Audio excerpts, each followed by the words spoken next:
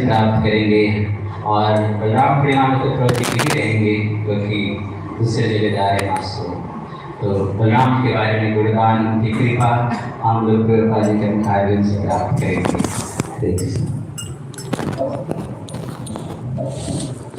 Got that? Yashoda Sutra.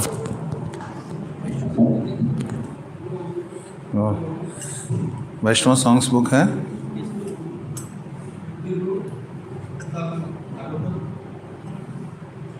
हाँ,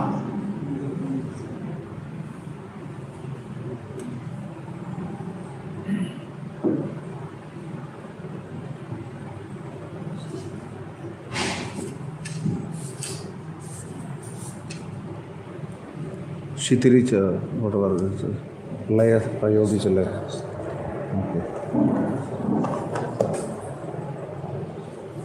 project कर सकते हो? हाँ, दशावतार स्तोत्र है, प्रलय पयोधि जले। स्क्रीन में प्रोजेक्ट करो, गा सकते हैं। सिर्फ मैं ही गाऊंगा फिर।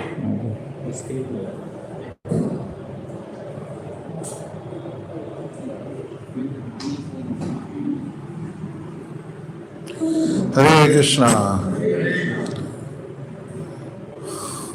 बलराम जयंती के उपलक्ष्य में कुछ थोड़ा बलराम जी के बारे में बताएंगे, क्योंकि बलराम जयंती कौन सी तारीख को है?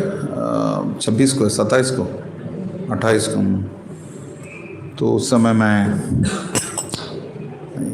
दिल्ली में नहीं रहूँगा। मैंने सोचा कि प्रभु केशव प्रभु से खुद को न्योता दिलवा दें, और उन्होंने बताया कि बलराम जी के बारे में बोलें, तो बोलने की चेष्टा करेंगे।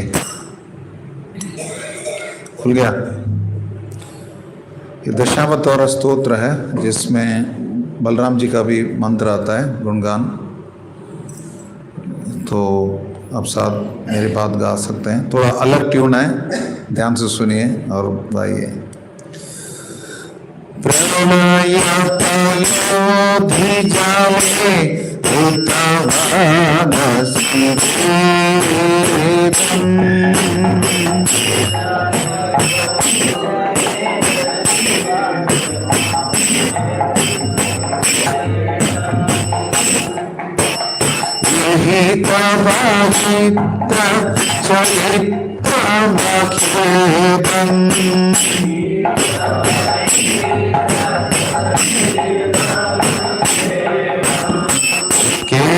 केशवधृता मेरा शरीरा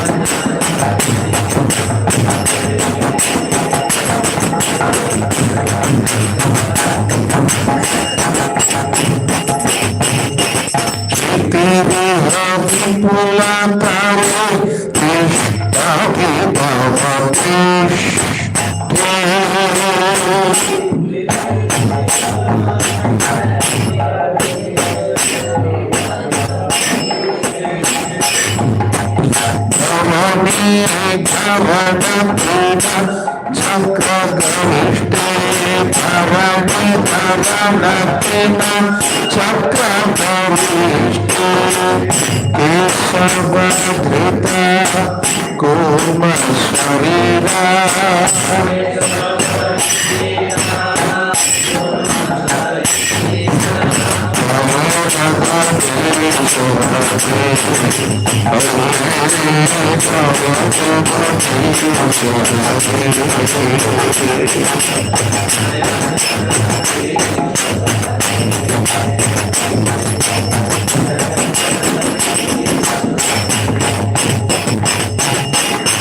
सती दर्शन शिखरे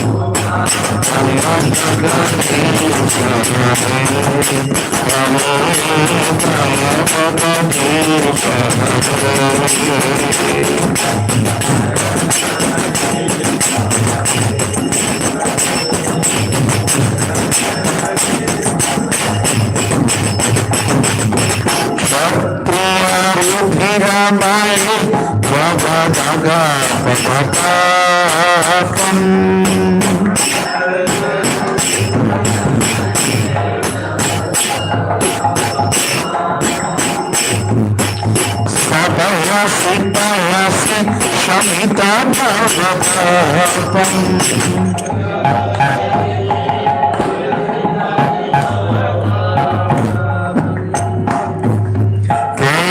केशवभूता भृगुपतिरूपा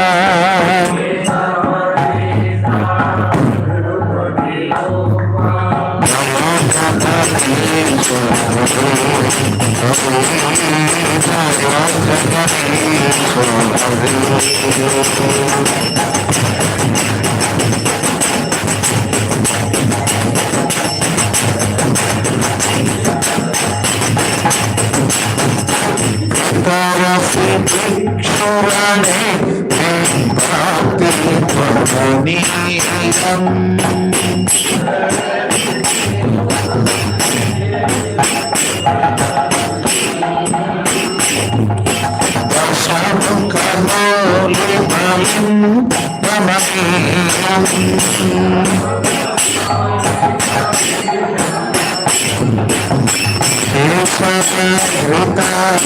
राम शरीरा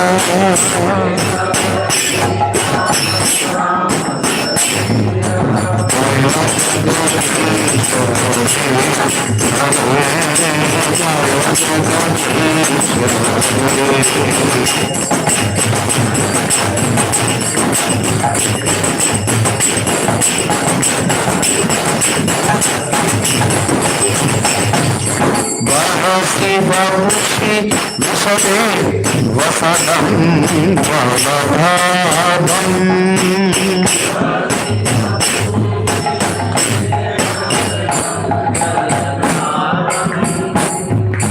बहसी बहुषी विषये वसदं वलभावम्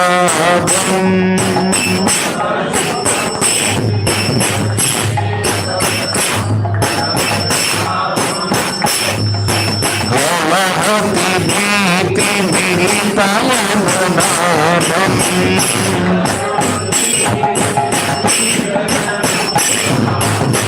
भवति भीति मिलितायननादम्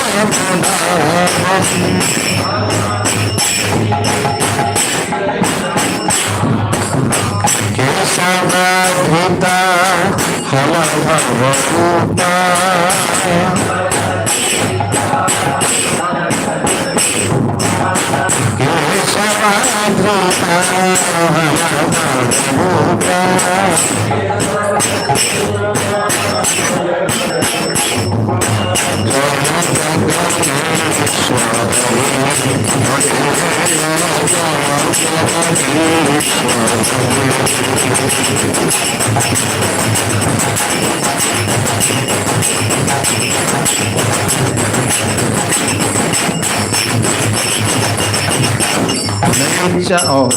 छूट गया निंदसी यज्ञ विदेवा छूट जातम्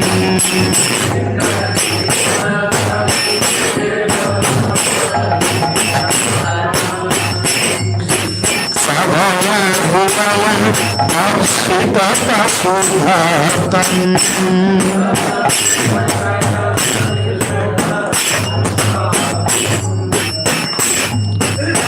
Daya Bhudaya Parishita Pasubhatam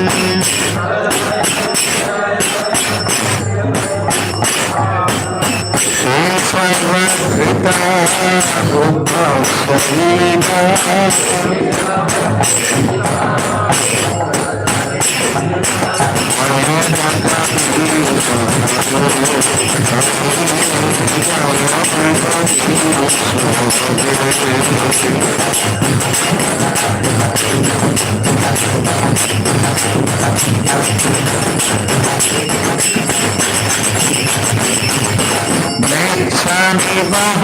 निधने कालवासी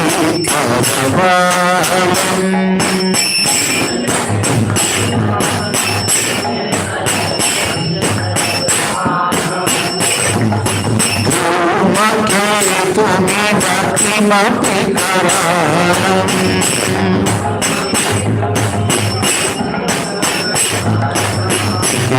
सर्वभूता कल्कि शरीरा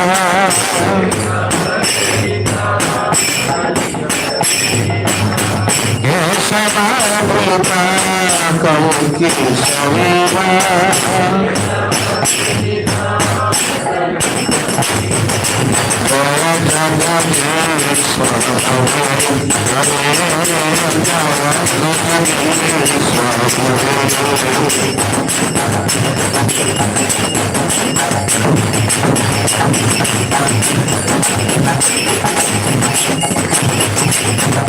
जय जगदीश हरे हरे जय जगदीश हरे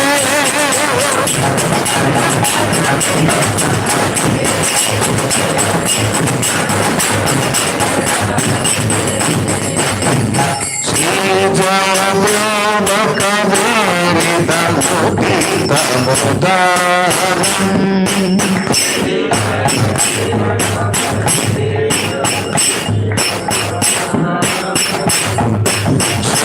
सुखदं शुभदं भवसारम्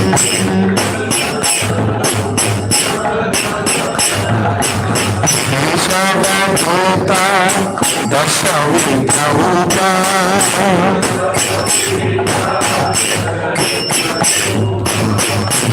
सर्वभूता दशविधभूता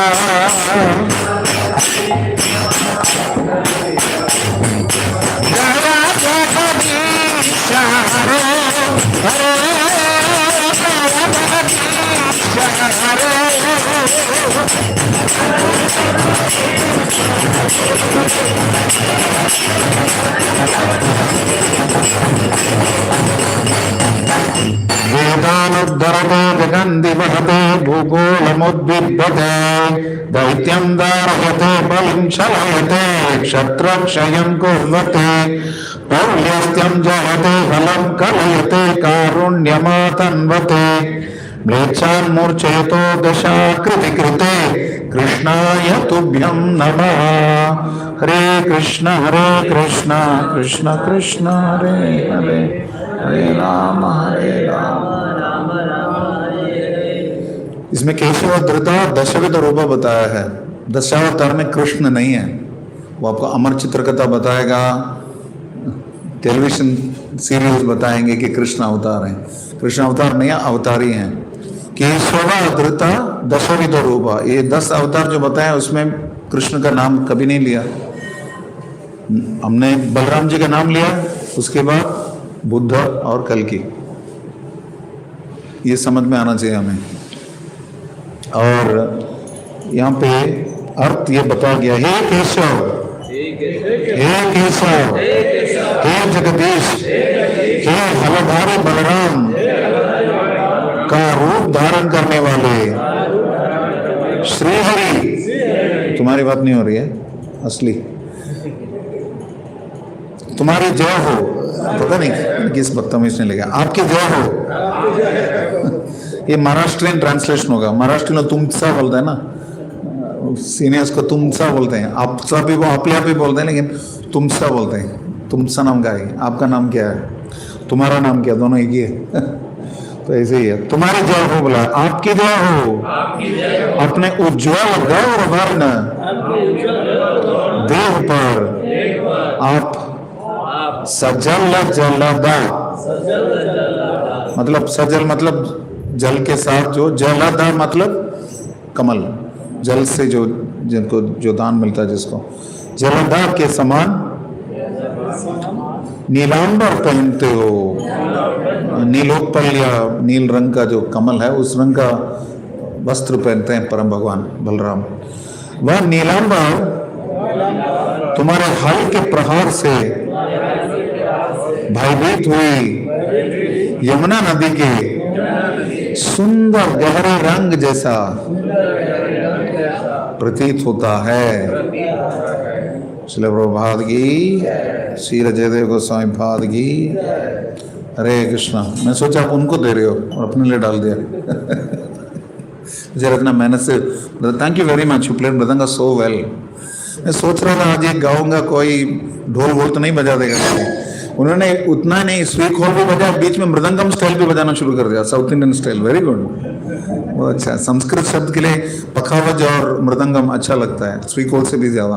हाँ, शुभ नाम प्रभु जी? विचित्र नरसिम्हा प्रभु, अरे बोल। कहाँ से हैं यात्रा?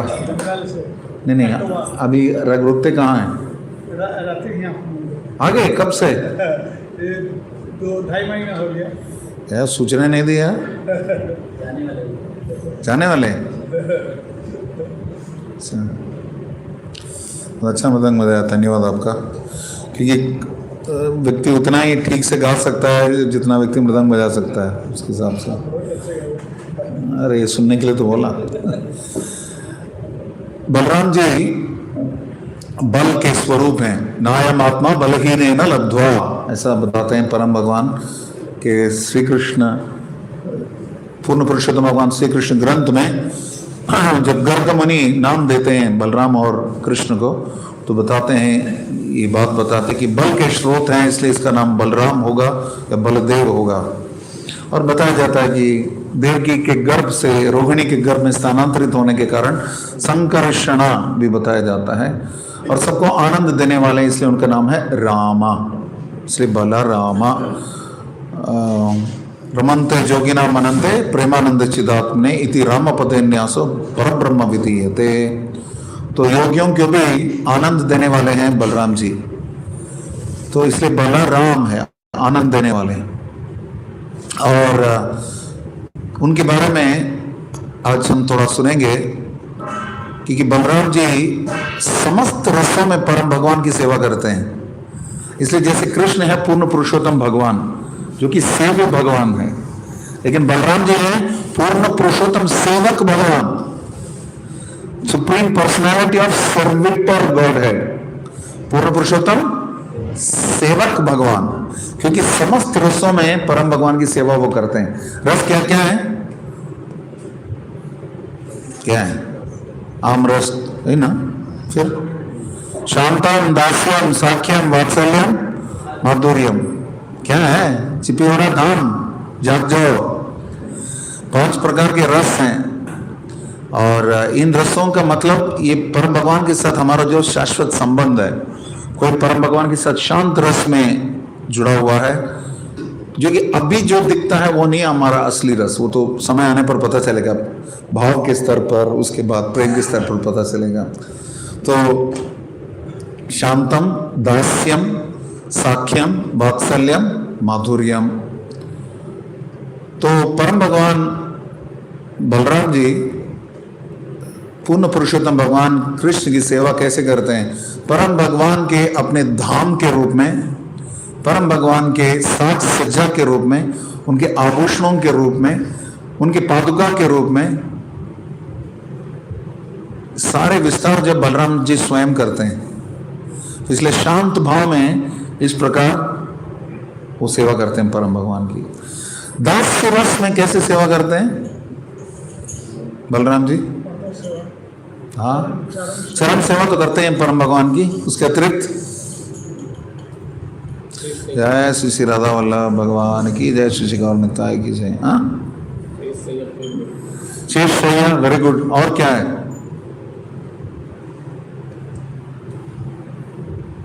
लक्ष्मण जी, जो कि मूल अनंत शेष वही है, लक्ष्मण जी के रूप में भी सेवा करते हैं। शांतम दास्यम साख्यम के रूप में कैसे सेवा होती है? बलराम जी के रूप में, जैसे कृष्ण बलराम एक दूसरे से कबड्डी खेलते थे, रस्साकशी खेलते थे, या दोनों एक दूसरे को बैल की तरह एक दूसरे को ठोकते थे ऐसा बताया जाता है। तो ये सब करते हैं, और कृष्ण के साथ हमेशा रहते थे बलराम जी, साथ में रहते थे। सखा मतलब वही है, साथ में जो रहता है सखा है। तो शांतम दास्यम साख्यम हो गया। वात्सल्य के मामले में कैसे? वात्सल्य भाव कैसा? हाँ, नहीं, यहाँ बलराम जी की बात हो रही है। बलराम जी जो वात्सल्य दिखाते हैं कृष्ण के प्रति, कृष्ण के बारे में हमेशा व्याकुल रहते हैं, कृष्ण के बारे में सोचते रहते हैं, हमेशा उनके साथ रहते हैं, उनकी सुरक्षा के लिए रहते हैं, और नित्यानंद प्रभु के रूप में भी ऐसे ही चैतन्य महाप्रभु के साथ हमेशा वो ध्यान रखते ही थे। उनको ले गए थे संन्यास के बाद, राढ़ देश से लेते हुए आगे चले भी गए थे। और कभी कभार कृष्ण बलराम जी से डरते थे, क्योंकि उनको उनकी सुरक्षा के लिए कभी डांट भी देते थे, कई चीज़ें समझाते भी थे। और जैसे ही कृष्ण को कभी भी कोई युद्ध की आवश्यकता, युद्ध में किसी भी प्रकार की उद्यमता होती थी, युद्ध में निकलते थे, तो बलराम जी तुरंत साथ में निकलते थे, क्योंकि उनको चिंता थी कृष्ण को लेकर। तो ये भी बात शांतम दास्यम साक्यम वात्सल्यम माधुर्यम कैसे, बोलिए बलराम जी कैसे माधुर्य रस में परम भगवान की सेवा करते हैं। जैसे श्रीमती राधा रानी है जो कि कृष्ण की अर्धांगना है, उसी प्रकार उनकी बहन है अनंग मंजरी। वो अनंग मंजरी और कोई नहीं, बलराम जी की विस्तार है। इस प्रकार जैसे कृष्ण से राधा रानी उत्पन्न होती है, वैसे बलराम जी से अनंग मंजरी उत्पन्न होती हैं। और उन्हीं के विस्तार आगे जाकर रेवती और वारुणी, ये सब। तो इस प्रकार से पांचों रस में परम भगवान की सेवा करते हैं बलराम जी, इसलिए वो क्या है, सेवक भगवान है। और क्योंकि प्रामाणिक गुरु उन्हीं के प्रतिनिधि हैं, हर प्रकार से परम भगवान की सेवा में सेवा रहता है, इसलिए परम भगवान बलराम जो है आदि गुरु हैं, आदि गुरु हैं। और उसी की श्रृंखला में गुरु जो है सेवक भगवान है। कृष्ण अर्च विग्रह है, गुरु आश्रय विग्रह है। गुरु का आश्रय लेकर हम अर्च विग्रह की सेवा करते हैं। तो इस प्रकार से हम समझ सकते हैं कि बलराम जी सेवा के मूर्तिमान स्वरूप हैं। कोई ऐसी सेवा नहीं है जो बलराम जी नहीं करते थे। लक्ष्मण जी का भी हम देखते हैं कैसे लक्ष्मण जी सदैव तत्पर थे, परम भगवान की सेवा में लगे रहते थे हमेशा। तो मैं आज कुछ लीलाएं पढ़ूंगा दशम स्कंद से बलराम जी के बारे में, फिर मैं चैतन्य चरितामृत से पढ़ूंगा। आज 9:15 तक चलेगा क्लास, ठीक है। चैतन्य चरितामृत से पढ़ूंगा, क्योंकि हम लोग गौड़ी वैष्णव हैं, तो हमें गौड़ी विचारधारा से समस्त उत्सवों को मनाना चाहिए। मैं तो अनुरोध करूंगा अभी जहाँ जो भी यहाँ पे क्लास देते हैं, अब सभी जो भी त्योहार हैं हमेशा गौड़ी परिवेश में बोलें, गौड़ी दृष्टि से बोलें, दृष्टिकोण से। यहाँ तक मुझे याद है, मैंने सीता नवमी तक में मैंने चैतन्य चरितामृत से बोला था एक बार, याद है, फरीदाबाद में। तो बहुत अच्छा लगता है कि महाप्रभु हमारे ठाकुर, अमर ठाकुर, क्या बोलते हैं, अमर सोना ठाकुर, सोनार ठाकुर, अमर सोना ठाकुर। तो एक बहुत सुंदर लीला है। जैसे कृष्ण के अपने गोपियां हैं, उसी प्रकार बलराम जी की भी अपनी गोपियां हैं। एक बार कुंभ मेला में, हरिद्वार में शायद, एक बहुत बड़ा, या प्रयागराज में एक बहुत बड़ी बहस हुई श्रील प्रभुपाद के शिष्य मधुद्विष प्रभु और उनकी शिष्या यमुना माता जी के बीच। तो मधुद्विष प्रभु बोलते थे कि कृष्ण बलराम एक ही हैं, बस भिन्न मात्रा का है। यहाँ पे चैतन्य चरितामृत में आएगा, एक ही व्यक्ति हैं लेकिन बस रंग अलग है। तो समस्या। और दूसरी तरफ यमुना माता जी जो कि प्रभुपाद के शिष्या हैं, जो सुबह गोविंदा मादि पुरुषम जो हम चलाते हैं, उन्हीं के द्वारा आलाप किया गया है। वो बताते हैं कि अंतर ये है कि राधा रानी सिर्फ कृष्ण की प्रेयसी है, ये अंतर है। दोनों सही लग रहे हैं ना। तो समस्या तब तमाल कृष्ण महाराज जोनल सेक्रेटरी थे, क्षेत्रीय सचिव थे भारत के। वो श्रील प्रभुपाद के पास गए और उन्होंने पूछा कि प्रभुपाद जी, मधुद्विष प्रभु बोल रहे हैं कि कृष्ण बलराम में कोई अंतर नहीं है, मात्र रंग का अंतर, अन्यथा दोनों एक ही है। तो प्रभुपाद ने बताया, ही इज राइट। फिर बताया, बट मदर यमुना बोल रही है कि श्रीमती राधा रानी मात्र कृष्ण की प्रेयसी है, यही दोनों में अंतर है, बलराम और कृष्ण में। प्रभुपाद ने कहा, शी इज ऑल्सो राइट। तो तमाल कृष्ण महाराज ने बताया, Prabhupada how can both of them be right? Prabhupada said, you are also right. फिर तमाल कृष्ण महाराज ने पूछा, फिर इसकी समस्या का समाधान कैसे होगा? सो प्रभुपाद ने बताया यू डिसाइड। तो इसी प्रकार देखा जाए तो कृष्ण बलराम एक ही हैं, फिर भी भिन्न मात्रा का है, शरीर अंतर है।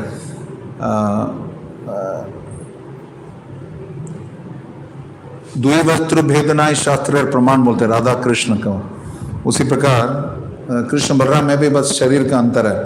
ठीक उसी प्रकार एक बार प्रभुपाद ने प्रश्न किया था अपने शिष्य एक क्लास में कि दोनों में से शक्तिशाली कौन है, कृष्ण है बलराम है?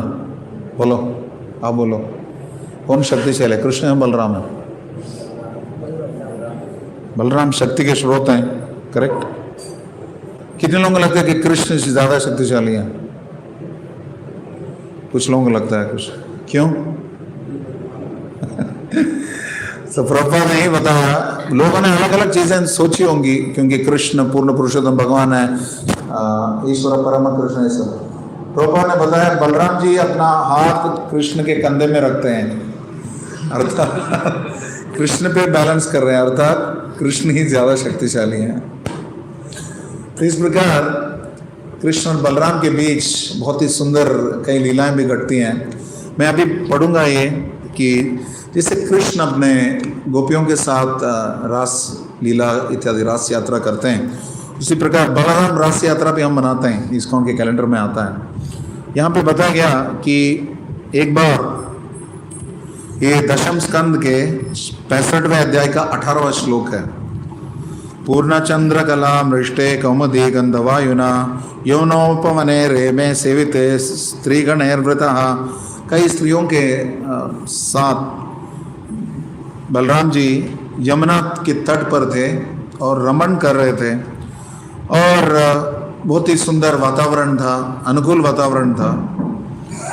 और वारुणी जो कि वरुण के पुत्री हैं, वो कौन होते हैं? वो मदिरा की देवता है। जैसे वायु हवा की देवता हैं, वरुण जी जल की देवता हैं, वैसे मदिरा की देवता है वारुणी।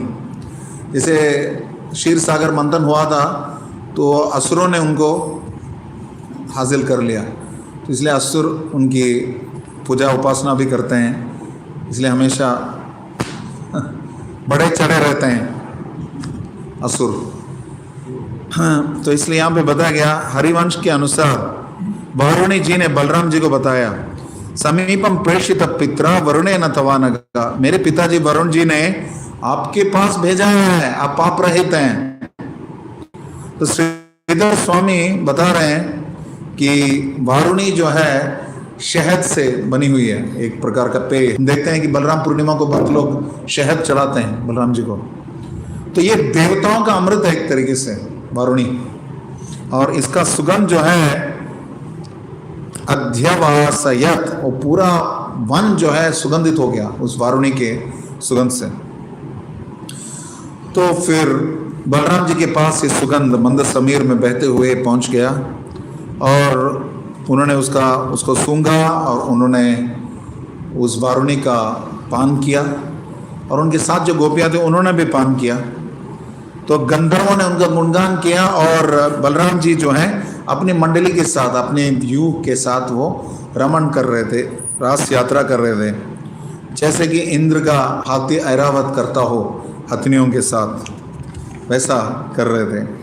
उस समय दुंदुबियाँ बज रही थी, गंधर्व किन्नर गा रहे थे, और पुष्प वृष्टि कर रहे थे, ये सब चल रहा था। और महान ऋषि जो है खास करके तद वीर्यर ईदिरे तदा, उनके महान वीर गाथाओं का गुणगान कर रहे थे ऋषिगण, उनका गुणगान कर रहे थे। तब यहाँ पे बताया गया उपगीयमाना चरितो वनिताभिर हलायुधा वनेषु व्यचरत क्षिवो मद विह्वल लोचनः। मद विह्वल लोचनः, मानो मदोन्मत हो गया हो, आंख ऐसे ही हैं बलराम जी के। और उस समय भगवान बहुत सुंदर लग रहे थे, वैजयंती माला पहनाया था, बिभ्रत स्मित मुखाम भोजम, उनका सुंदर मुखारविंद में बस मुस्कान थी, और उन्होंने बस एक कुंडल पहना था। ये बलराम जी की विशेषता है, एक कुंडल पहनते हैं, ये भी नित्यानंद प्रभु भी ऐसे पहनते हैं। तब उन्होंने सोचा कि यमुना जी को पास बुलाया जाए, क्यों? क्योंकि उनमें विहार करें, यमुना में विहार करें। सर आजुहावा यमुना जल क्रीडार्थम ईश्वर, उन्होंने बुलाया, आज हुआ हम बुलाया जल क्रीड़ा के लिए, आइए यमुना जी इधर आइए, हम लोग जल क्रीड़ा करना चाहते हैं। निजम वाक्यम, उनकी वाणी का अनादर किया यमुना ने। निजम वाक्यम अनादृत्य मत्त इत्यापगम बलहा, बहुत गुस्सा चढ़ गया, उन्होंने अनादर किया, यमुना जी को बुलाया, यमुना जी आई नहीं।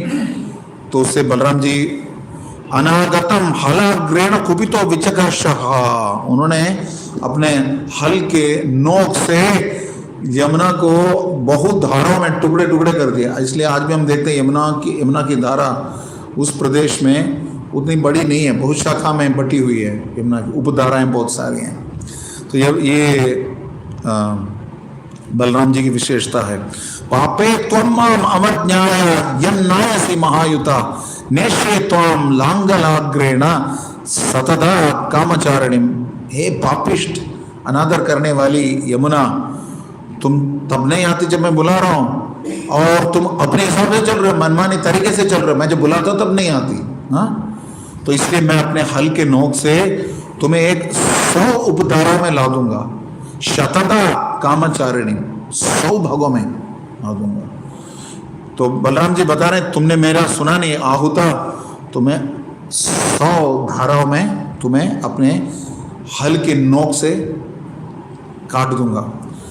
तब क्या बताए, एवं निर्भरित सिता भीता यमुना यदुनंदनम वाच चकित वाचम पतिता पादयो नृपा, जैसे भगवान ने डांट लगाई बलराम जी ने, तो यमुना के क्या बोलते, होश ठिकाने पे आ गई, बोलते ना, तो आके परम भगवान के चरण कमल में गिर गई, बलराम जी के चरण कमल पे गिर गई, और उन्होंने कांपते हुए ये शब्द कहे, पतिता पादयो नृपा वाचा चकिता, कांपते हुए यमुना जी ने वाणी बताई। वैसे यमुना जी एक प्रकार से कृष्ण अपने क्या बोलते हैं, अपने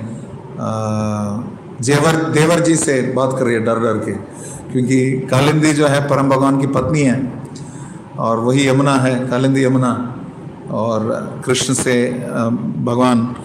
लेकिन यहाँ पे बताया जा रहा है यमुना जो बलराम जी के सामने नदी के रूप में आई थी, वो जो है सागर की पत्नी है,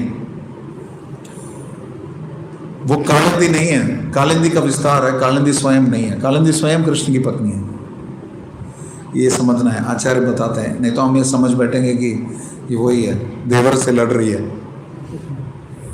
तो हरिवंश भी बताया यही, प्रत्युवाचार्णव वधूम, प्रत्युवाचार्णव वधूम मतलब सागर की पत्नी है वो, ये जो कालिंदी जो जुबान लगा रही है या नहीं आ रही है। राम राम महाबाहो न जाने तव विक्रमम् यस्यैकांशेन विधृता जगति जगतः पते। हे राम, हे राम, हे शक्तिशाली राम, मैं आपकी शक्ति के बारे में नहीं जानती, मात्र अपने शक्ति के एक छोटे अंश से और समस्त जगत को अपने ऊपर उठा लेते हो, क्योंकि आप जगत पति हैं। यमुना जी बताया कि एकांशेन, जैसे कृष्ण गीता में भी बताते हैं, एकांशेन स्थितो जगत, अपने मात्र एक अंश से समस्त जगत में व्याप्त हैं परम भगवान। लेकिन परम भगवान बलराम की बात यहाँ की जा रही है, वो जगत को उठाते हैं। भगवान के शाक्त्यावेश अवतार कई हैं, जिनमें से एक शेष भी है, अनंत शेष भी है, वो भूत धारण शक्ति के प्रतीक है। कौन सी? भूत धारण शक्ति। इसलिए समस्त ग्रहों को उठाते हैं। जो गुरुत्वाकर्षण होता है वो यही है, ये एडजस्टमेंट होता है, और जब थोड़ा बहुत एडजस्ट कर लेते हैं अनंत शेष, तब भूचाल होता है तो ये है। तो यमुना जी ने ऐसा बताया। और भी सुनिए, परम भावम भगवतो भगवन् माम अजानतिम मोक्तुम अर्हसि विश्वात्मन मोक्तुम अर्हसि विश्वात्मन। टोटल 3 वर्ड है, वो भी बोल नहीं सकते। मोक्तुम अर्हसि विश्वात्मन प्रपन्नाम भक्तवत्सला। आप कृपया मुझे रिहा कर दीजिए, क्योंकि मैंने जानती नहीं थी कि आप कौन हैं, आपको पोजीशन में जानती नहीं थी। परम भावम अर्थात साक्षात महासंकर्षण बलराम जी, वो है उनका परम भाव। तो इसलिए उसके बाद बलराम जी ने मानो हाथी हथिनियाँ जैसे विहार करते हैं वैसे अपने गोपियों के साथ विहार किया, यमुना में क्रीड़ा किया। बताया जाता कि बलराम जी जो 3 महीना रुके थे, अच्छा 2 महीना रुके थे शायद गोकुल में, उस समय भी उन्होंने अपने गोपियों के साथ विहार किया। ये अपनी गोपियां हैं। अब एक दूसरी लीला है। बलराम जी साधारणतया पांडव कौरव दोनों के समभाव रखते थे, क्योंकि दुर्योधन की गदा युद्ध की जो दक्षता है उसमें उनसे प्रसन्नता हुई, और साथ ही साथ भीमसेन जो है अति शक्तिशाली हैं गदा चलाने में भी, और उसमें भी प्रसन्न थे बलराम जी। तो इसलिए युद्ध में भी उन्होंने पक्ष नहीं लिया कुरुक्षेत्र में। बाद में जब उरुभंग किया दुर्योधन का भीमसेन ने, उसे प्रसन्न नहीं थे बलराम जी, लेकिन कृष्ण ने उनको समझा दिया, प्रसन्न कर दिया। यहाँ पे बात आ रही है जब कृष्ण और जाम्बवती के पुत्र सांब, जो कि कृष्ण के बहुत प्रिय थे, आगे से इसी सांब के माध्यम से बताया जाता है कि पूरे यदुवंश का विनाश हुआ। ऋषियों के पास जाके बताया इसको बेटा कब हुआ, बोला, और बोला तुम्हें मुसल पैदा होगा, ऐसा बताते हैं। तो या वो डिटेल भागवतम में नहीं है, भागवतम तो यही बताते हैं कि ऋषियों के साथ पंगा किया और शाप मिल गया। तो शायद सांब जो है भगवान की बहुत अतिशय प्रिय जाम्बवती महारानी के पुत्र थे, और दुर्योधन की पुत्री लक्ष्मणा से उन्होंने गंधर्व विवाह करना चाहा, क्योंकि स्वयंवर से लक्ष्मणा को उन्होंने हरण कर लिया। तो फिर 6 महारथी भेजे गुरुओं ने, 6 महारथी भेजे, और सांब ने इतना दिव्य युद्ध किया उनके साथ, बराबर का टक्कर था, लेकिन अंततोगत्वा उनको बंदी बना दिया और लक्ष्मणा को भी बंदी बनाकर ले आए। तो जैसे ही पता चला, यदुवंशियों ने अपना अस्त्र शस्त्र सब उठाना शुरू कर दिया। तच्छ्रुत्वा नारदोक्तेन राजन् संजातमन्यवः कुरून् प्रत्युत्तमं चक्रुर उग्रसेन प्रचोदितः। महाराज उग्रसेन ने बता दिया हम अब युद्ध करेंगे इन कुरुओं से। सोचिए यदुवंशियों से कोई जीत सकता है? कुरुक्षेत्र के पहले ही समाप्त हो जाता कुरुवंश, यदुवंशियों से लड़ाई करते थे। तो इस परिस्थिति में क्या बताया गया? सांत्वयिता तो तान रामः सन्नधान वृष्णिपुंगवान नैश्चत कुरूणाम वृष्णिनाम कलिमलापः। तो बलराम जी ने वृष्णि के जो नायक हैं उनको शांत किया, सांत्वना दिए, ठंड को ठंड, कूल डाउन, मैं संभालता हूँ। तो उन्होंने अपना कवच पहन लिए थे, वैसे यदुओं ने उतना तैयार हो गए थे युद्ध करने के लिए। तो जिन्होंने कलि कल्मश का नाश करना है वो कुरु और वृष्णियों में नहीं चाहते थे कोई युद्ध। तो उन्होंने कुछ ब्राह्मण जगाम हस्तिनापुरम रथेन आदित्य वर्चसा ब्राह्मणे कुलवृद्धश्च व्रतश्चंद्र इवाग्रह ही, जैसे अलग ग्रहों के द्वारा घेरे हुए चंद्रमा की तरह ब्राह्मणों और वरिष्ठों के साथ बलराम जी गए। कहाँ गए? हस्तिनापुर गए। तो वो चाहते नहीं थे कि कुरु और वृष्णियों के बीच में युद्ध हो। गत्वा गजा वक्ष्यम रामो बाह्योपवनम आस्थितः उद्धवम प्रेषयम आशा धृतराष्ट्रम बुभुत्सया। हस्तिनापुर में जैसे पहुंचे वो एक आंगन में थे और वहां से उद्धव को भेजा धृतराष्ट्र के पास। क्योंकि उद्धव को बलराम जी ने भेजा ताकि धृतराष्ट्र का उद्देश्य समझना चाहते थे, क्या प्लान क्या है। तो इसलिए यहाँ पे बताया गया कि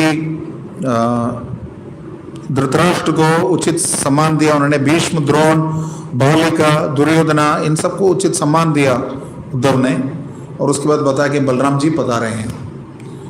रामम आगतम अब्रवीत, उन्होंने बताया कि बलराम जी आए हैं। तो यहाँ पे उद्धव का युधिष्ठिर और पांडवों के बारे में कुछ वर्णन नहीं है, उनको प्रणाम किया करके। इसका मतलब है पांडव कहाँ थे? इंद्रप्रस्थ में थे। उस समय पांडव वहां नहीं थे, तो कौरव ही थे वहां पर। ते ते प्रीतस्तम आकर्ण्य प्राप्तम रामम सुहृत्तमम तम अर्चयिता अभियायु सर्वे मंगले पाणय। तो बलराम जी आए हैं कि उनके प्रियतम मित्र आए हैं, तो उन्होंने पहले उद्धव को सम्मान दिया, फिर आगे गए और भगवान बलराम को बुला के लाए। उनको बहुत सुंदर मंगल पाणय, बहुत सुंदर मंगल वस्तु उन्होंने प्रदान करी। कोई भी महान व्यक्ति आता है तो उनको भेंट देनी चाहिए कुछ न कुछ किसी प्रकार से। इसलिए हम गुरु के पास जाते हैं, कृष्ण के पास जाते हैं, हमेशा कुछ लेके जाते हैं। अपने जब वरिष्ठों से मिलने जाते हैं तो हमेशा कुछ लेके जाना चाहिए, ऐसा नहीं कि बस बदतमीजी लेके जानी चाहिए। हम लेके जा रहे हैं ना, हम तो बदतमीजी लेके जा रहे हैं साथ साथ, वो नहीं। तो यहाँ पे बताया गया कि बलराम जी के पास वो कई सारे अर्घ्य और अन्य सारे भेंट लेके गए। और कुरु में जिन्होंने उनकी शक्ति की पहचान कर ली थी, उन्होंने उनको प्रणाम किया, उन्होंने नीचे प्रणाम किया, सर नीचे किया। तेषाम ये तत् प्रभवाज्ञा प्रणयमु शिरसा बलम, जो प्रभु के प्रभाव के बारे में जानते थे उन्होंने उनको प्रणाम किया। मतलब उसमें भी कुछ थे जो उनके प्रभाव को नहीं जानते थे।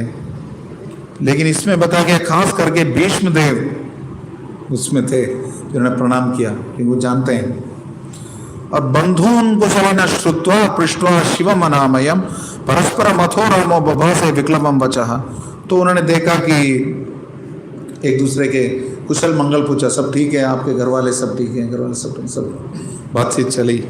और बलराम जी ने बताया कि उग्रसेन हमारे राजा हैं और आपको ये सुनना चाहिए कि उन्होंने जो शासन दिया है, आज्ञा दिया है, आपको ये करना चाहिए। आप जो सब राजा हैं, लेकिन उग्रसेन क्या है? क्षितीश हैं। बलराम जी ने बताया ऐसा, क्षितीश मतलब पृथ्वी के राजा हैं। क्यों? क्योंकि उनके आज्ञा जो है इंद्रदेव को भी पालन करना पड़ेगा। क्यों? क्यों? इंद्र को आज्ञा देने वाले कौन है? भगवान कृष्ण। भगवान कृष्ण किसका आज्ञा का पालन करते हैं? उग्रसेन का। राजा तो उग्रसेन है, उनकी आज्ञा का पालन करते हैं। तो यहाँ पे बताया गया है कि सुधर्मा जो उनके सभा कक्ष है उसमें भी आते हैं, उनको प्रणाम करते हैं। पारिजात वृक्ष किसको दिया? बताया जाता है कि सत्यभामा के लिए लाए थे, लेकिन वो भेंट भी उन्होंने उग्रसेन को दिया था। ये सब दिया कृष्ण ने। तो इसलिए बहुत सुंदर बात है। ययाति महाराज ने यदु को, यदु उनके पुत्र थे ना, ययाति के पुत्र थे यदु, तो यदु के वंशजों को उन्होंने बताया कि आप राजा नहीं बनेंगे, लेकिन उनको ये नहीं बताया कि राजाओं के राजा बने। राजाओं के राजा ना बने ये नहीं बताया, शासन ना करो ये बताया, ये नहीं बताया कि शासकों के राजा बनो। तो इस दृष्टि से बलराम जी समझा रहे हैं गुरुओं को। तो कई सारी चीजें हैं, इस सुन के कुरवो बलदेवस्य निशम्योचु प्रकोपितः, उनके शब्द सुनकर कुपित हो गए कुरुगण, क्योंकि उन्होंने उन्होंने बताया था कि एकता के लिए, परिवार के बीच में एकता होनी चाहिए। उग्रसेन का कि आज्ञा है, धर्म के अनुसार चलना है, मतलब लौटा दो सांब को लक्ष्मणा सहित, ये बात है। तो उन्होंने बताया ये क्या बात है, समय इतना खराब हो गया कि एक जूता जो है सर पर बैठना चाहता है। सोचो, बलराम जी से बोल रहे हैं। शिरो मुकुट सेवितम आरुक्षति उपानाद वै, उपानाद मतलब चप्पल, जूता। क्या बोल रहे हैं? शिरो मुकुट सेवितम, सर पे बैठना चाहता है, मुकुट पे। तो कालागत दुरत्य, या सोचो समय बड़ा बलवान, क्या समय आ गया, क्या वक्त आ गया। हो सकता है कि शादी के माध्यम से इन वृष्णियों के साथ हमारा संबंध कैसे है। कुंती महारानी जो है महाराज सूर्यसेन की पुत्री थी, वसुदेव की बहन थी, और वो ध्रुव की बहू थी। तो इस वजह से, लेकिन हमने उनको अपना बिस्तर बांटा, अपना आसन बांटा, हमारे साथ उठते बैठते हैं वो लोग। उल्टा अस्मात् दत्त नृपासन, हमने उनको आसन दिया, सिंहासन तो हमने बिठाया उनको। सोचे कितनी बदतमीजी है। तो क्योंकि हमने दूसरी तरफ नहीं देखा, दूसरी तरफ देख लिया, इसलिए उनके पास छत्र है, चामर है, शंख है, ये है वो है। तो अब उनको कोई भी राज्य की चिन्ह नहीं दिया जाएगा, क्योंकि अब उन्होंने परेशान किया हमें, जैसे सांप को दूध पिलाया। सोचो क्या बता रहे हैं, सांप को दूध पिलाना था, लेकिन इन्होंने बताया कि सांप को दूध पिलाया।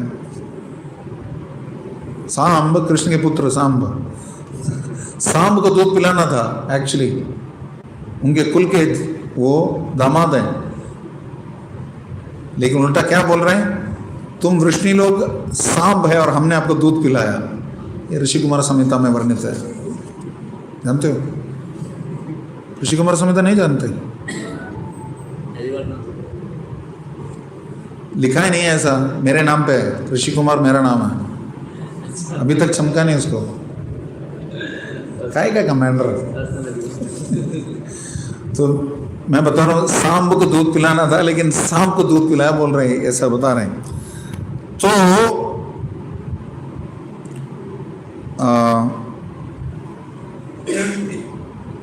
यहां पे बताया गया, आश्रव्य रामम दुर्वाच्यम असभ्य पुरमाविशन। उन्होंने बलराम को ऐसे असभ्य कटु वचन बताया और अपने शहर लौट गए।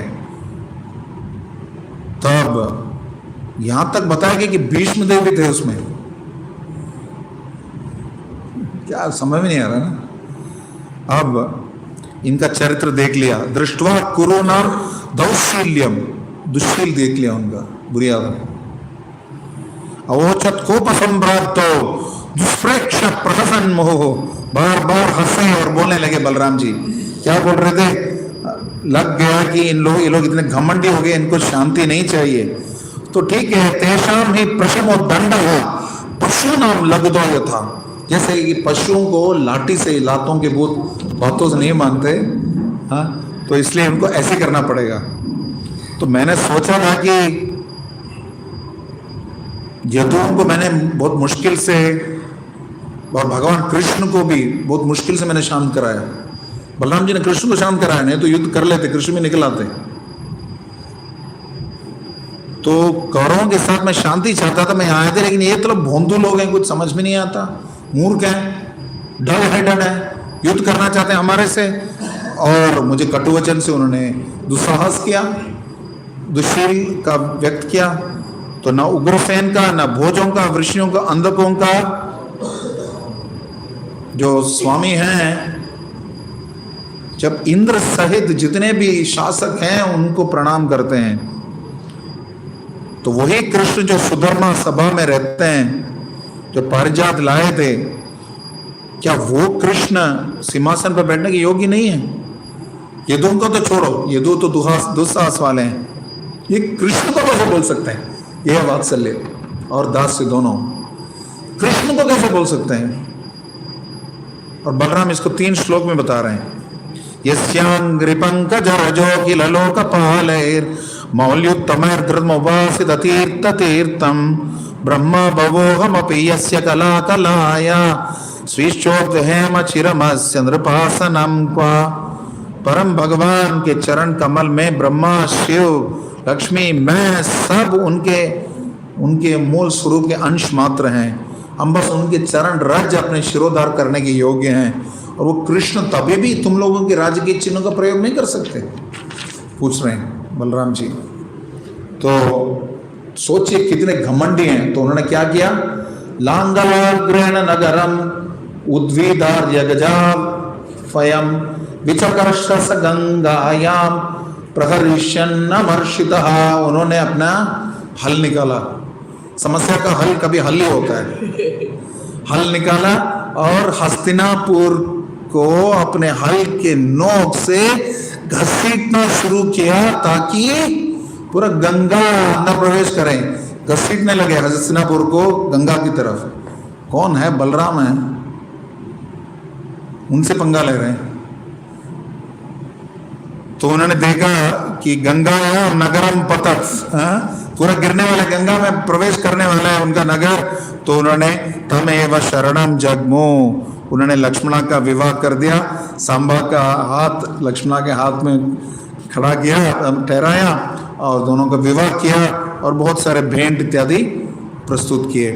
तो समझना है हमें कि बलराम जी की बहुत सारी लीलाएं जो है इस प्रकार से, जो कि लोग घमंड दिखाते हैं उनसे, उनको अच्छा नहीं लगता। गुरु के साथ हमें हमेशा क्या भाव रखना चाहिए? गुरु मोरा मोर का दे की करेला शासन, मूर्ख समझना चाहिए। फुल नंबर 1 बोलते हैं प्रभुपाद। यमुना जी ने घमंड दिखाया, घसीट लिया। गुरुओं ने घमंड दिखाया, घसीट लिया, खत्म नहीं हुआ। व्यासासन में बैठ के चहक रहा था रोमहर्षण सुत, चहक रहे थे, सॉरी, व्यासदेव के प्रिय शिष्य थे जिनके माध्यम से पुराणों का विस्तार होना था। रोमहर्षण सुत शौनकादि ऋषियों के सामने बैठे थे नैमिषारण्य में। बलराम जी ने प्रवेश किया, सबने उनको प्रणाम किया। सबको पता है बलराम जी आदि गुरु हैं, लेकिन रोमहर्षण सुत बैठे थे। व्यासासन से जो बैठे हैं ना, उनको लगा मैं क्यों, तुम भगवान सामने आए। तो देख लिया भगवान ने, बस एक घास उठाया, टच किया, खत्म। रोमहर्षण सुता नहीं, रोमहर्षण सु था हो गया, उसकी मृत्यु हो गई। तुम लोग को जोक समझने में टाइम लगता है ना। रोमहर्षण सुता, रोमहर्षण सुता था, मतलब उसकी मृत्यु हो गई। तो बाकी सबने बताया, क्या करें, ब्राह्मण लोगों ने बताया, ऋषियों ने, कि भगवान हमने तो इसको लंबी आयु का आशीर्वाद दिया था, अभी क्या होगा? जिसको लंबी आयु का आशीर्वाद दिया भगवान ने, उसका वध कर दिया, तो हमारे वचन का क्या होगा?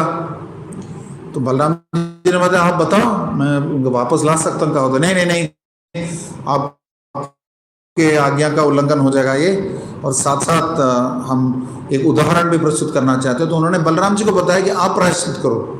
तो 12 महीने बलराम जी ने जो और बलबल नामक असुर का वध किया, उसको भी क्योंकि इनके यज्ञ दिक्कत दे रहे थे ऋषियों के यज्ञशाला में। तो रात को आके मलमूत्र सब उसके ऊपर त्यागता था, सबको दिक्कत देता था। बलराम जी ने उसको रात को देखा, भयानक असुर था, ऊपर आया था, अपने हल से उसको नीचे घसीटा, हल से नीचे उसको घसीटा, गदा से खत्म, फिनिश्ड। बलबल, बलबल कुछ नहीं है, बलबल का बलबल सब चला गया, क्योंकि बल के स्रोत है बलराम, उन्होंने समाप्त कर दिया। तो इस प्रकार से उन्होंने प्रायश्चित किया, उदाहरण प्रस्तुत करने के लिए। ब्राह्मण का की हत्या करेंगे तो ये होगा, तो अगली बार जब आप ब्राह्मण की हत्या करेंगे तो सोच समझ के करना, नहीं हत्या मत करना। ये सोचना ही नहीं कि कल तुलसी जी का हम परिक्रमा कर लेंगे, ब्रह्म हत्या अधिकानीचा, ऐसा नहीं है, ब्रह्म हत्या होना नहीं चाहिए। हाँ, ब्रह्म हत्या के लिए तो इंद्र को भी पश्चाताप करना पड़ा, वृत्रासुर के वध के लिए, विश्वरूप के वध के लिए। ठीक इसी प्रकार भगवान बलराम ने भी उदाहरण प्रस्तुत किया, तीर्थ यात्रा करी उन्होंने और ऋषियों की इच्छा को पूर्ण किया बलबल का वध करते हुए। यहाँ भी क्या था, रोमहर्ष सुत ने घमंड दिखाया। घमंड कभी भी भगवान और गुरु के सामने दिखाना नहीं चाहिए, चहकना बिल्कुल नहीं चाहिए। बोलता है ना कि कब्रिस्तान उन लोगों से भरा हुआ है जिन्होंने सोचा कि हमारे बिना दुनिया नहीं चल सकती। जो व्यक्ति सोचता है कि मेरे बिना दुनिया नहीं चलेगी, उसको पता चलेगा कब्रिस्तान में चल रही कि नहीं। कब्रिस्तान नहीं, आप लोग सोच लीजिए श्मशान घाट जैसे भी। तो अभी हमने यमुना के मान को भंग करने का वो लीला सुनी, रोमहर्षण सुत के अहंकार का भंग किया वो लीला सुनी, और गुरुओं के इसके उनके घमंड का अंत किया। वो भी सुना। अब कुछ सुंदर दिव्य लीलाएं जो कि बलराम जी के साथ हैं। और श्रील भक्तिनाथ ठाकुर बोलते हैं कि व्रज में जितने भी असुर हैं जिनका वध किया था कृष्ण ने, वो सब अलग अलग अनर्थों के प्रतीक हैं। और धेनुकासुर और प्रलंबासुर का भी वर्णन आता है। काम, अहंकार, इन सब के प्रतीक हैं वो। जिन असुरों का वध कृष्ण ने किया, उन लीलाओं का हम स्मरण करेंगे तो हमारे अंदर से ये अनर्थ चले जाएंगे। लेकिन जिन असुरों का विशेष करके वध बलराम जी ने किया, उसके लिए हमें मेहनत करनी पड़ेगी। गुरु के मार्गानुसार हमें साधना भक्ति के अंगों का पालन करना पड़ेगा। तो ये व्रज भजन का रहस्य है। गुरु जो मार्ग पर हमें चलाते उसके अनुसार हमें चलना है। तो प्रलंबासुर आया था ग्वाल बालों के बीच में, वह वेश बदल के आया था। कहीं बताया जाता है उसने अपना नाम प्रघोष बोला था। तो रस्साकशी का खेल था। बलराम जी का टीम जीत गया, कृष्ण का टीम हार गया। इस हिसाब से तो बलराम जी शक्तिशाली हैं। लेकिन प्रलंबासुर समझ गया कि कृष्ण के साथ पंगा चलेगा नहीं, सबसे वध किया उसने। जब बलराम चलेगा तो सबको, हारे हुए टीम को जीते हुए टीम के किसी को अपने कंधे पे उठाना था। तो प्रलंबासुर जो था कृष्ण की टीम में था, वो हार गया था। तो इसलिए बलराम को शायद उनका वृषभ का टीम था, वो जीत गया। तो बलराम जी को अपने कंधे पे उठाया और तेजी से वन की तरफ दौड़ने लगा। तो बलराम जी कुछ समय बैठे थे, फिर देखने लगे कुछ तो समस्या है, और देखा कि बहुत ही जल्द उसने अपना शरीर बहुत बड़ा बना दिया। अंबर चुम्बी शरीर था, बिल्कुल काला कल उठा, और आंख जो है तांबे की तरह, लालिम बाल, और उसके ऊपर स्वर्णिम किरीट भी था, जैसे कोई काला पहाड़, और उसके ऊपर सोने का ये सूर्य किरण जैसे, और अन्य भी उदाहरण देते हैं। तो विष्णु पुराण के अनुसार भगवान खुद एक सेकंड के लिए विचलित हो गए थे बलराम जी। तो उस समय आके कृष्ण उनको बताते हैं, हे जगतात्मा, आप समझो कि आप कौन है, ऐसे बताया जाता है। लेकिन वैसे भागवतम में ऐसा वर्णन नहीं है। तो उन्होंने क्या किया, एक अपने हाथ से, और उसका जो खोपड़ी है 2 भाग में फट गई और वो मर गया, प्रलंबासुर। इसलिए हम बलराम जी का जो प्रणाम मंत्र बोलते हैं, ये भी बोलते हैं, नमस्ते मुसलाधारा, नमस्ते धरणीधरा, प्रलंबारे नमस्तेस्तु यही माम कृष्ण पूर्वजा। प्रलंबारे, प्रलंबासुर का अरि शत्रु, ये हिमाम कृष्ण पूर्वजा, कृष्ण के बड़े भाई वे हैं। और दूसरा था धेनुकासुर, बिल्कुल गधा था, एक्चुअली गधा था, गधे के रूप में था। तो ताल वन में ताल के फल जो हैं बहुत मीठे होते हैं। तो ग्वाल सखाओं को एक बार लगा कि कृष्णा बलराम हमें ताल के फल खाने हैं, बहुत सुंदर वहाँ पे सुगंध आ रहा है, हमें खाना चाहते हैं, खाने को मन कर रहा है, लेकिन कोई बात नहीं, चलते हैं। नहीं वहाँ पे वो धेनुकासुर बैठा है, बहुत दिक्कत कर रहा है, उनके साथ साथ बहुत सारे असुर हैं, उनसे सबको डर रहे। तो बलराम जी वहाँ पहुँचे और वहाँ पे जाके पूरा ताल वृक्ष को हिलाना शुरू किया, उसमें से माइक नहीं, फल गिरे।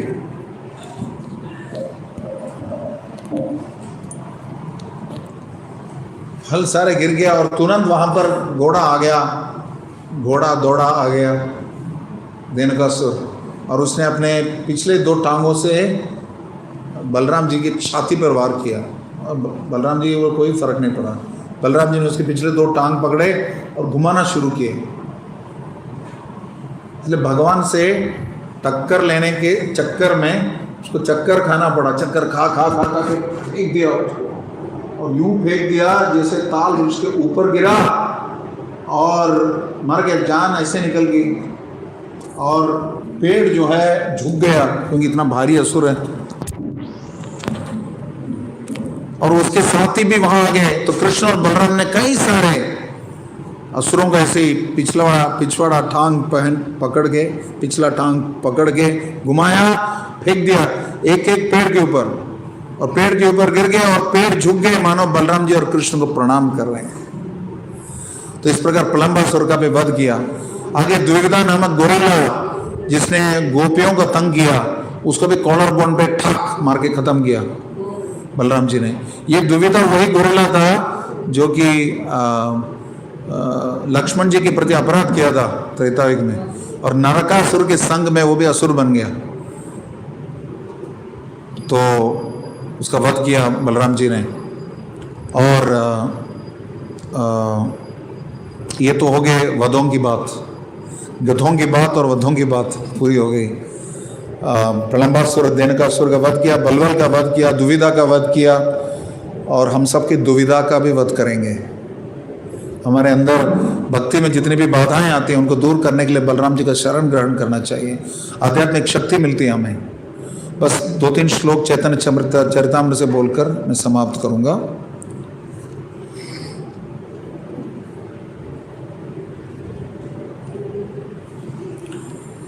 सर्व अवतारी कृष्ण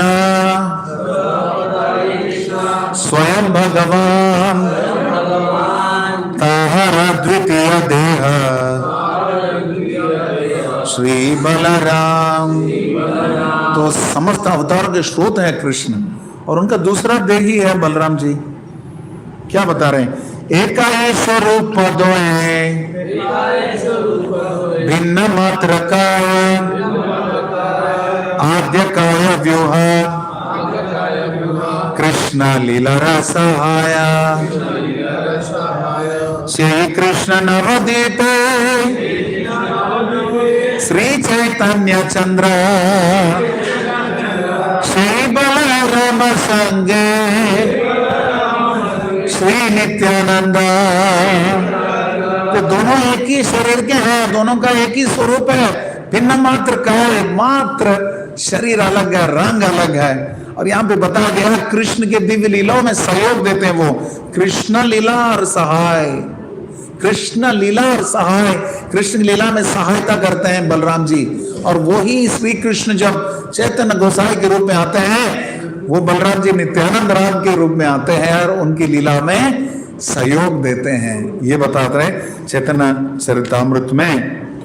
और ये हो गया। अब एक और बहुत सुंदर प्रेयर। अतएव श्री कृष्ण चैतन्य गोसाई सर्व अवतार लीला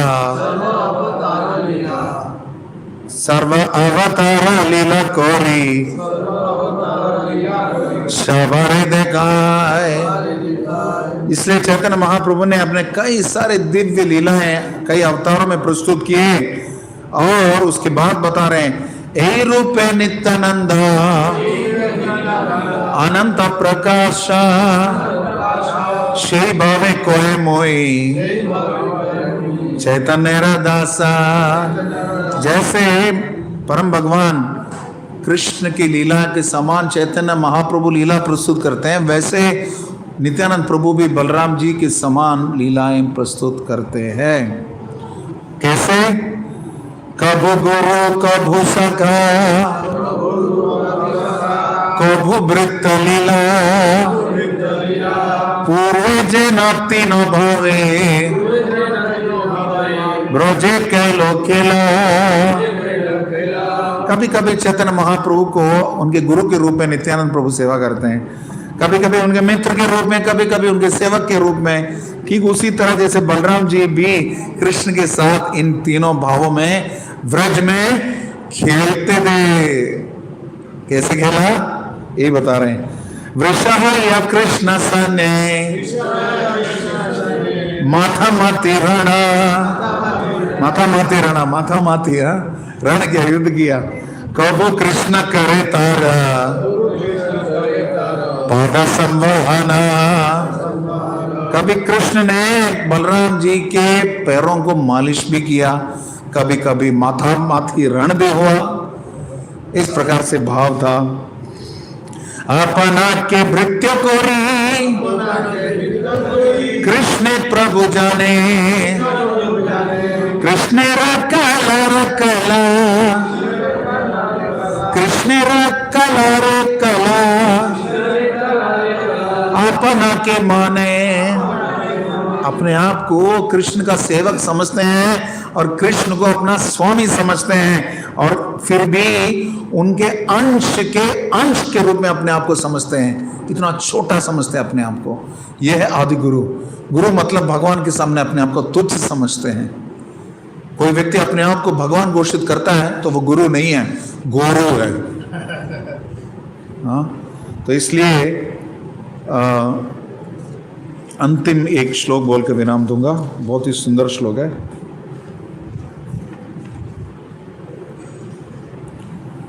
ये थोड़ा लंबा है, 2-3 बात बताऊंगा। पहले श्लोक बता के फिर कथा बताऊंगा। रामेर चरित्र सब दुखेर कारण, स्वतंत्र लीलाय दुख सहे न लक्ष्मण।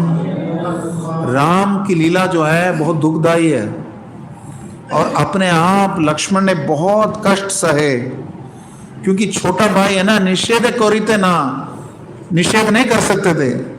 उनके बड़े भाई राम जी जो आज्ञा करते हैं उनको करना पड़ता है। वन जाना है, ठीक है बड़े भाई मैं भी आता हूं आपके साथ। सीता के चरित्र का परीक्षण लेना है, अग्नि में प्रवेश करवाओ, ठीक है भगवान, ठीक है बड़े भैया। तो ये सब देख के, और उसके बाद भी उत्तर रामायण में कुछ वर्णन आता है कि सीता जी को लेके वाल्मीकि जी के तपोवन में छोड़ दिया। हालांकि उसके बहुत सुंदर टीकाएं हैं, मैंने यहाँ भी बताया था। वाल्मीकि तपोवन में क्यों नहीं जाना चाहिए? वाल्मीकि का मतलब चींटियों का घर, वाल्मीकि का। चींटियों का घर कहाँ से बनता है? पृथ्वी से। तो वाल्मीकि भी पृथ्वी के पुत्र हो गए। सीता जी किसकी पुत्री हैं?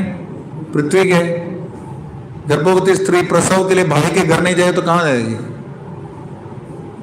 ऐसे भी वर्णन श्री वैष्णव आचार्य देते हैं।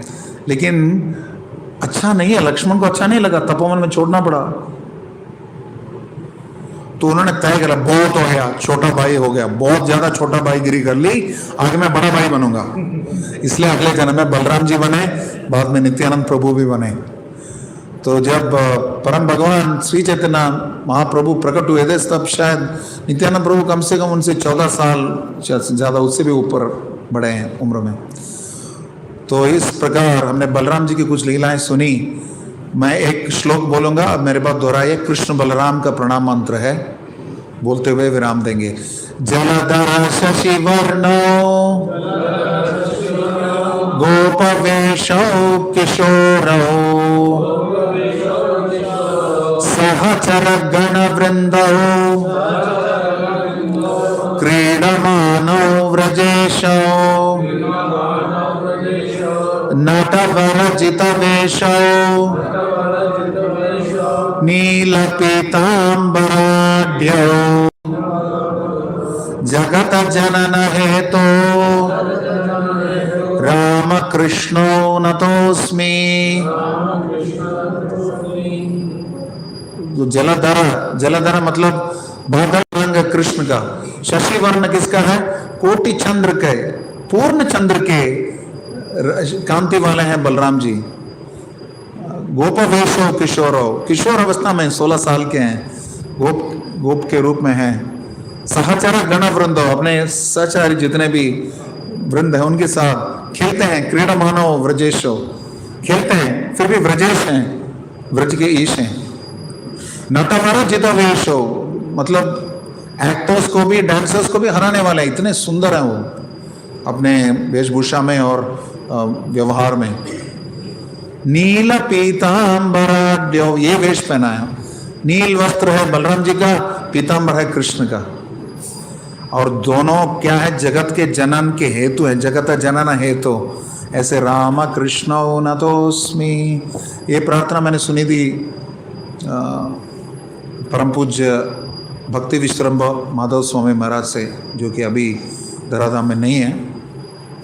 उन्होंने प्रार्थना ईस्ट ऑफ कैलाश में लेक्चर में बताया। बाद में मैंने महाराज से पूछा, उन्होंने ईमेल किया मुझे। और मैं कृष्ण बलराम मंदिर में जाता हूँ, मैं चाहे वृंदावन चाहे दिल्ली, वहाँ पे लेक्चर देता हूँ तो मैं ये श्लोक बोलता हूँ। बहुत ही सुंदर प्रार्थना है।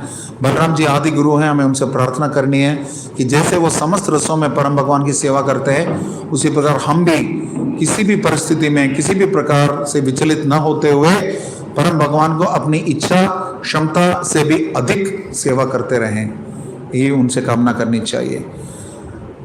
बोलो कृष्ण बलराम के, दाऊ जी के, निदान निदान गौर सीतानाथ प्रेमानंद। हरे कृष्णा। पता नहीं प्रश्न के लिए समय नहीं है, मैंने 9:15 बोला, 9:25 हो गया। अभी दोबारा बुलाना भी है मुझे तो इसलिए मैं लंबा खींचता नहीं। किसी को कोई प्रश्न है तो अलग से बात करें।